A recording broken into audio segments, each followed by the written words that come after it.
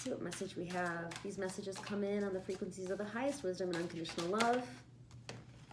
What is meant for you will never be scarce, because the card that came up is Scarcity Mindset.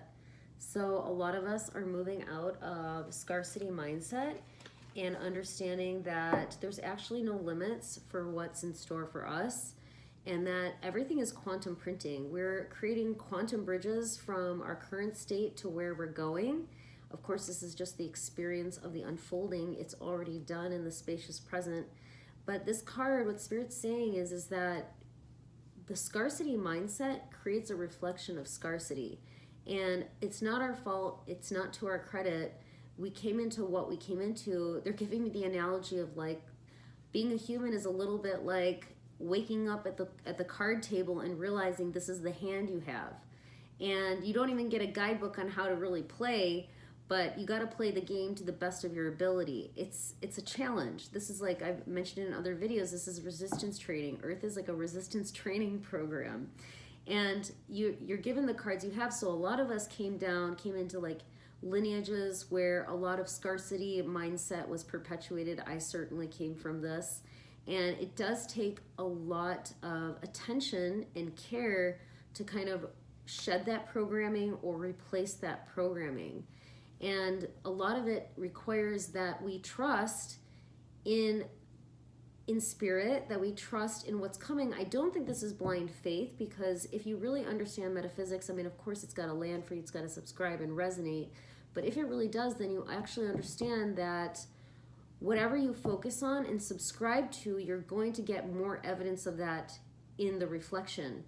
You might have heard before, if you're really into this manifesting stuff, that there's an echo test that happens, right? Like, for example, let's say you meet the new person and then all of a sudden your ex comes back. Even when you were super into them, you couldn't get them back. But the minute you move on to the new person, they come calling. Or let's say you just got a new job or a new gig. All of a sudden the new gig wants you back. So these are kind of like echo tests from the reflection. It's like the universe saying, are you really the new you, or is it the old you? And with scarcity mindset, I think that this is probably one of the most challenging patterns for humans to move through, because majority of the world is operating in a victim, disempowered, or scarcity mindset. A lot of people, of course it's much more than that, there's many people and there's different definitions of abundance. Actually, the metaphysical definition of abundance is you have what you need to thrive when you need it.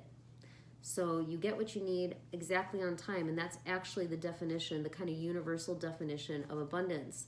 And, you know, being of kind of a 4D, 5D mindset, as we and those who would subscribe and resonate with the channel like this would be, we also understand the law of resonance. So whatever we're putting out there, we're going to get it back.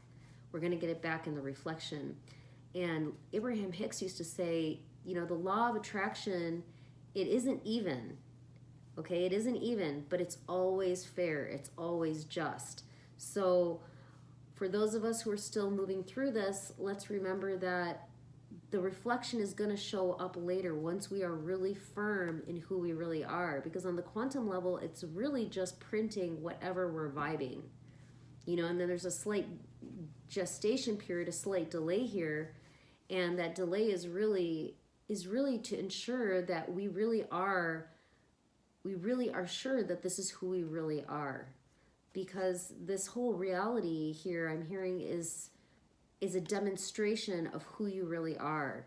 The idea being you don't become who you are based on the reflection, you become who you are through choice. And then the reflection will show you that. And depending on where we've all come from, most of us have been like depending on the reflection first. We look at the reflection for confirmation. We look to the reflection for signs. We look to the reflection for synchronicities.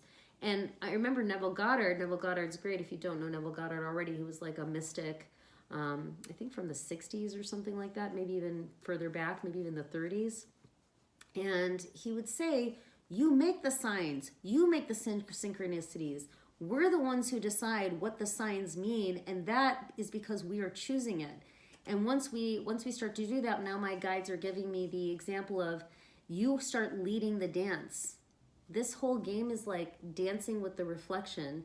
And most of us were trained to let the reflection lead. But instead we end up getting our butts kicked, right? We get our kind of whipped around by the storms of life.